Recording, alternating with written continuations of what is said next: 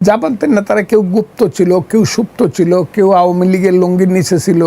আর জামাতের ছাত্র শিবির, যেটা তো ছাত্রলীগের বলতে গেলে গোলাম আছিল, এরা ছাত্রলীগের গোলাম ছিল।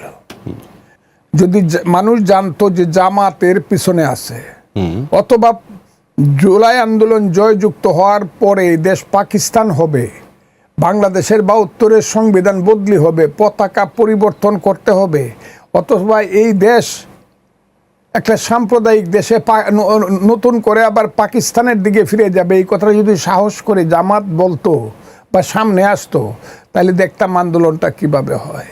এই ছেলেপেলেরা যারা সাহস দেখাইছে তারা হইল কালো শক্তির, এদেরকে আমি নেতা বলি না, এদেরকে বলি অভিনেতা।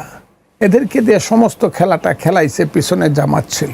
সেই খেলাটাকে এখনো এই খেলাটা হলো এই দেশটাকে আবার নতুন, ওই যে ৭১ সনের মুক্তিযুদ্ধের প্রতিশোধ, যাদের বাপদাদারা মুক্তিযুদ্ধে পরাজিত হয়েছিল, মুক্তিযোদ্ধারা গাঙ্গের মাঝে বুকে পাড়া দিয়ে ডুবাই দিয়েছিল, যাদের দালাল বাপদাদাকে গাছের তুলে উপরে তুললে যাদেরকে ব্রাশ ফায়ার করে মারছিল, এই যে রাজাকার আলবদর এবং দালালের ছেলেরা, আমরা মনে করছিলাম তারা ভুলে গেছে।